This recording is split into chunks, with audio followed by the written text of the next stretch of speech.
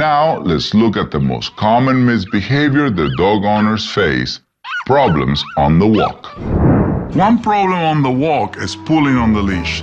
Taffy the Beagle took her owner Tracy for walks, so Tracy called me in to get the Taffy pull under control.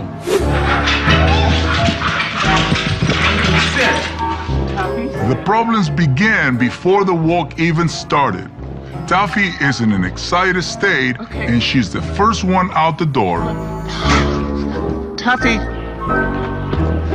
There's no question who's controlling the walk. Taffy is still out in front. She is the leader, and she's letting everyone else know it.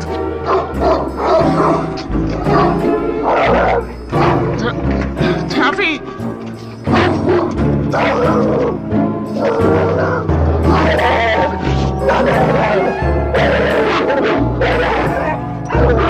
It's such an ordeal to take her out. It's tiring, and I just don't take her out as much as I should. Taffy, get down. When I go to the bottom drawer in the kitchen, yes, they know I'm going to get the leash. So. Yes. And this is the behavior we normally get, this excitement? Yes. Okay. And do you normally find yourself following her so you can put the harness on? Yeah, she doesn't hold still. She'll get impatient. Of course, it takes me a while to figure out how to put this darn thing on. Okay. That's a pretty nice harness. This is the fourth harness I've gotten because she's managed to get out of every single one I bought. So she's a beagle, a lemon beagle Houdini. Yes, that's what I call her, Houdini dog. And then once it's on, she starts scratching at the door. Yes.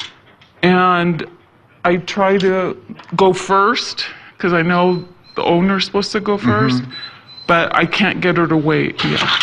See, and she starts scratching. Yes. Like that. Yes, intensify that. The walk is a ritual. Take the time to complete each step of the process. It's important that you establish leadership from the very beginning, before the dog even has the leash on. The first thing we did, we asked Taffy to remain in a calm state while we put on the collar. Without pulling, we're just gonna use the collar on her neck just to block the option of going back and forth. Shh. Oh, okay. Shh. Now, once they're climbing on the human, it's just an expression of excitement with dominance. So we gotta not push them, but block them from climbing on us. All right? And at the same time, we have to remember to stay ourselves calm. And make sure, when you do this, you do the first day 5 seconds, and the next day 7 seconds, 10 seconds, always increase, and then you can go back to 3 seconds, so she never know how long. She just have to wait for you, what is your decision today? Otherwise, they learn, hey, I only normally wait for 5 seconds. Yeah. So this is much calm. Yeah. In Tracy's case, the harness was working against her, so I recommended the halty collar. Every dog is different, so consult a canine professional to find the right collar for your situation. Harness is made for two things, pulling and tracking. The halty what's going to help us with is to remove the nose away from the ground. If the nose is in the ground, 60% of the brain is in the ground. Once Taffy walks with the head up, then we can go into the harness. But so right now we're just going to use both just to accomplish the behavior of slow down, follow me. This is very important to me. This is what I was looking for. I didn't know when she was going to give me that state. She's getting impatient. She's showing me everything she normally does to manipulate human, but I'm not responding to it. I'm staying calm and assertive about it. So there you go again. See, that silence is very important. It's true silence, and there's no tension in it.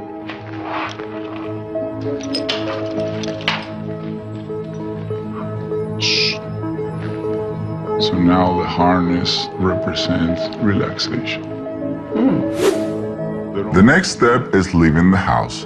Again, take the time to do it right. It is part of the ritual. Wait until the dog is in a calm, submissive state. Rule number one after you do the harness and whatever tool you're using, door open doesn't mean you're going out. It just means door open. You know? Yeah. So this becomes a psychological activity. Yeah? Mm-hmm. So can you open a little bit more? Mm-hmm. Shh. There you go.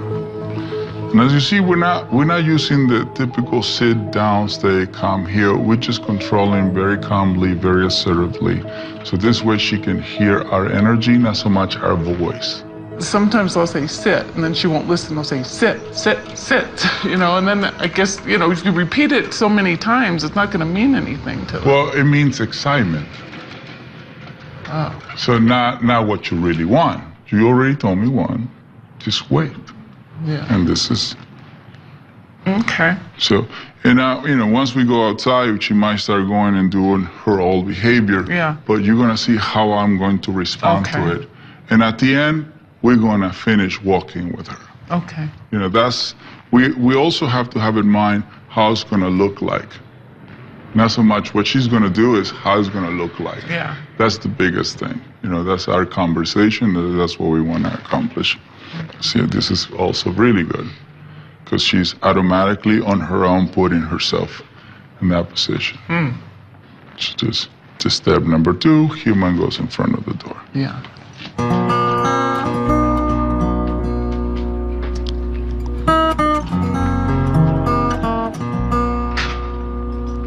And again, it goes back to the energy. What energy were you using at the time you put the tool on? And what state of mind the dog was in when you put the tool on. Simple as that. Right. So as you saw, we did step number 2 is we come to the middle of the driveway and we do the same thing again. Relax. So then every step we give, we are introducing the dog to be quiet and calm all the way in the environment. So we're taking our time. This is very mental. This is very draining because she's following directions from us instead of us following direction from her. Okay. Because now the brain is learning to do it in a different way. Now you can actually have a walk with your husband, you know, have conversations about something else except, you know, the dog pulling you guys all over the place. Yeah. You know, and it will be time where we allow her to be a beagle and let her smell and everything. But right now it's about her being a dog and following us. I want to show you what to do if that happens. There you go. We're just going to unlock her. There you go. See, gently remind her what she's supposed to do. You know, as a beagle, as a hound dog, right. They pick up scent, you know. Their noses are always to the ground. Always in the ground. But they're also dogs, meaning they don't have to smell the ground all the time. They can also follow with their nose up in the air, you know? So right now what we're asking is follow us and then we let you smell the ground. So here we have different reaction, do you think, on the brain? Yeah. Yeah. I wish I knew this 4 years ago. Well, it's never too late. It's never too late. So here, every time she's trying to manipulate by pulling back, I just remind her keep moving forward. See it? Very gentle. The touch is very, very gentle, but firm. The environment doesn't affect me. I influence environment. A lot of people don't want to go to that house because, oh, there's a dog there, and then they get affected by the environment. So here's a good... Yeah, I mean... This is a good example, very good example. Yeah, that's... Yeah. There you go. See it? Little temper tantrum. We don't let her stay there too long. We don't let her go into the ground and do the warm behavior. Yeah. You know, we snap her out of it. without us getting tense, without us getting frustrated. And so this is what we want her to do now. Tracy also had problems when they encountered dogs behind fences while on the walk.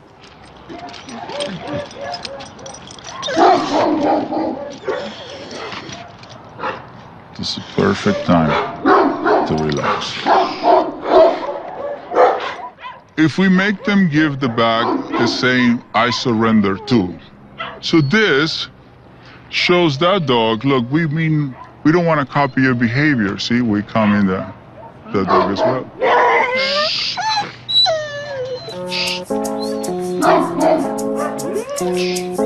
We're going to take a little time here, okay? This is very important. Yeah. You see the difference?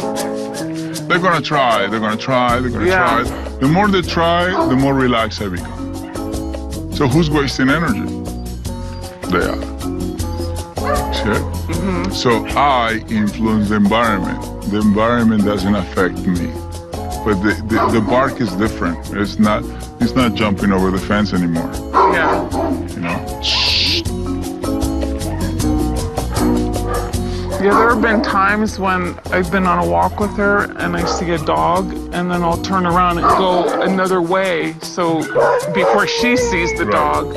Yeah, I don't want to have to, go this way, then go that way, then, keep avoiding the other dogs. Right now what we're doing is avoiding, but it's healthy. Yeah. We're not running away from the situation. We're not increasing the behavior that in the environment. We're actually decreasing the behavior in the environment.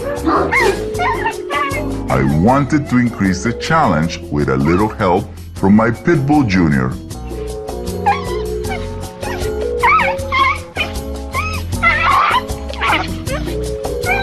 So again, don't get tense, don't get right there. Right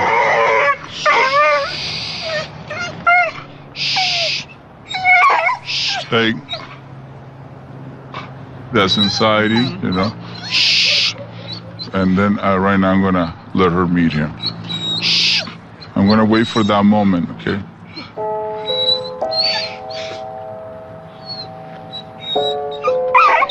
Hey. No tension. Hey.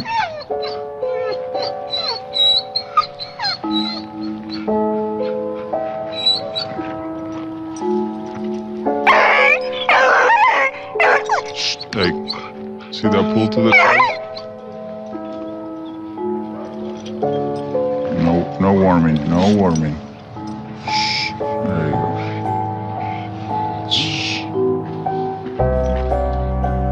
So I'm not letting her do that because she's trying to remove that away. And watch when I remove the tension. There you go. See it? Again. No. She relaxed now.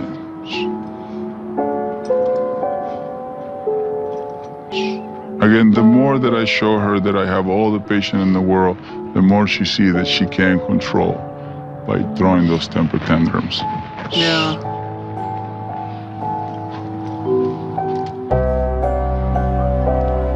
There you go. So I remove her away from the ground because that's what's giving her access to do what she's doing. So here it is. The dog is right there in front. Now we bring her to the dog. There you go. See, we took the time for us to have a better state, and then we brought it to the dog. We did it instead of her making the move or the decision.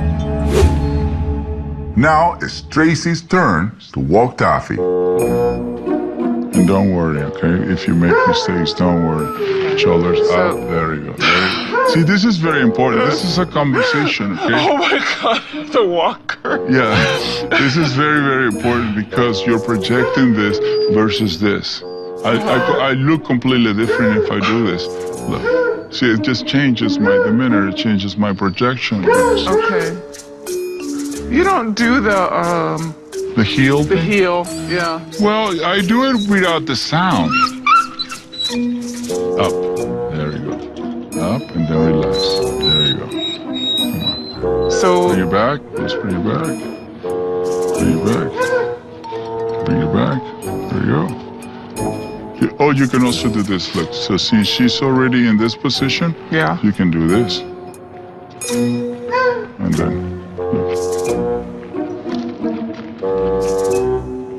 Okay.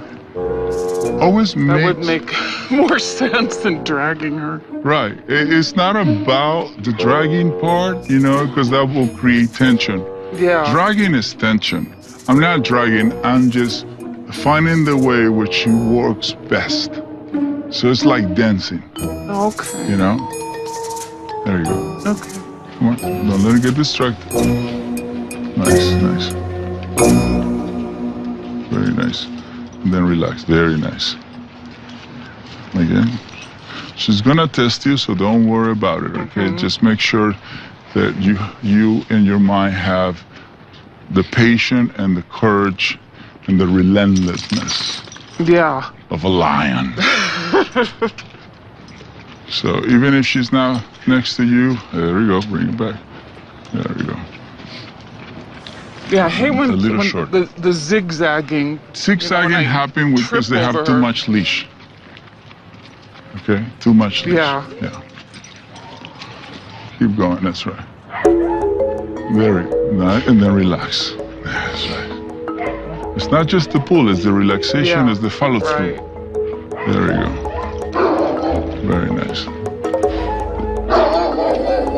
Focus on what happened, a few minutes ago. There you go. There you go. Wow. Yes, much better, much better. Tension is correction, relaxation is reward. 99% of the time, you should be relaxed. Earlier, you were 99% of the time tense. You see, so we're changing. So your brain is catching on. You see it, and how great it feels. That's by very nice, very, very nice. Much, much nicer. The owner is so used to, control with tension that she doesn't know when to relax. So there we go, beautiful. You just passed by. How's that? Better? That was great. Look at this. Here. There you go. Yeah. See, you're keep working on this. I mean, you did a milestone here. Yeah. So celebration is this way. Okay. Okay, let's do it again and let's celebrate, with a nice body Okay. structure. Look at that. See, look at the behavior. Very important. It's not the tool, the hardness, the the color. It's the energy. The energy is the most important part. What's the ritual that we have? We have a very excited ritual, very anxious ritual, very frustrated ritual. Look at that. Right by. Beautiful. Nice. Feels good, huh? Oh, yeah. So that's going to be the conversation of the dinner tonight. He taught me to be calm and for me to set the tone of the walk. So now maybe we can have pleasant walks. People who have more than one dog often have trouble keeping the entire pack under control on the walk. When your dog is out in front, he is in control. In this case, Brigitte had two dogs telling her where to go. She actually has 3 German Shepherds, but she can barely control 2 of them on the walk. After Brigitte finishes walking the first 2, she takes the last one out separately. As you can see, the dog is the first one out the door. So she's already started at a disadvantage. Brigitte had been told that it is impossible to walk 2 male dogs together. So she always believed that a walk with all 3 dogs could never be done. But I showed her that it can be achieved. Over here. See, when I touch the leash, they become calm, submissive. Yeah. Huh. This way, you don't have to do 2 walks. You do one good one Yeah, one good one. for a long period of time. See, short leash. See my shoulders. See my arms. Not Okay. tense. Head up. I'm not looking at the road. They're not sniffing the ground. They're not sniffing the ground. Okay. This is a primal activity for dog. Okay. Moving forward with pack leader without sniffing the ground. That is called migration. Okay. When they're migrating, they don't sniff the ground. When they're tracking, because they're busy walking. That's right. Right. Okay. They're busy paying attention to the leader. Now it was Brigitta's turn to take on the leash. Before we began, I told her to picture the walk going well instead of focusing on the problems they had in the past. There we go. Visualization is a great tool you can use to empower yourself. Focus on the positive change you want to see. And also, you're gonna have the pulling once you get closer to home. The more you move away from home, the more you control. Yeah. Coming back home, it just drives them back to their safe nest. There we go, relax. My evaluation of your energy, because that's who you are in the animal world, what I got from you is that you are an excited dominant energy or excited assertive energy. The ideal is to be calm, assertive energy. Okay. They get the benefit of being around calm, assertive energy. So today they were around calm, assertive energy, right? They just know that this guy that came in is a calm, assertive source, so it creates this. Right. Right. Now we can create balance. Okay. Okay. Because we brought them into our world. Right. So it's our responsibility. Now that we've seen how to deal with some problem behaviors on the walk, I want to explain the ideal walk from start to finish. Nick and Chocolate Labrador Mabel will demonstrate. Nick begins the ritual by asking Mabel to remain calm and submissive while he prepares for the walk and puts on her leash. When he opens the door, notice how this isn't an invitation for Mabel to bolt outside. Instead, she waits patiently while he exits first. Most dogs require between 30 minutes to an hour every day. Consult your vet and pay attention to your dog's behavior to see if his needs are being met.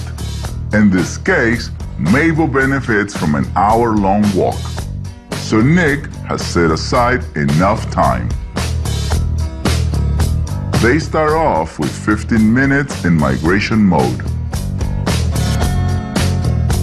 In migration mode, your dog should be by your side or behind you.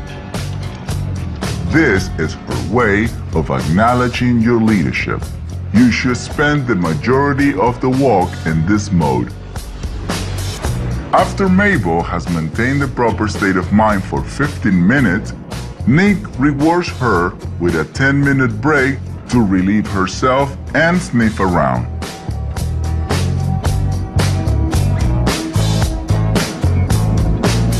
Then they go back to another 15 minutes in migration mode.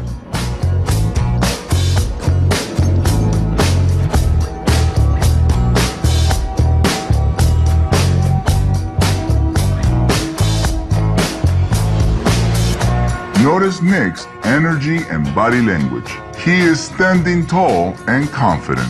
His head is up and his shoulders are back. He's letting the dog know that he is the pack leader. After 15 minutes, Nick gives Mabel another break to explore. This time for only 5 minutes. Remember to be a responsible dog owner. Always pick up after your dog.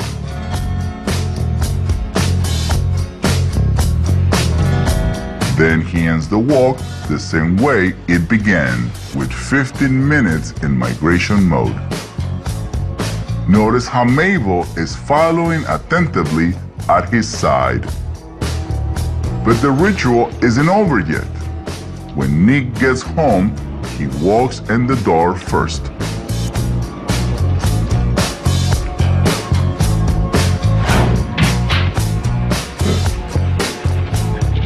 Stay there. Then he tells Mabel to wait patiently while he hangs up the leash and puts his shoes away.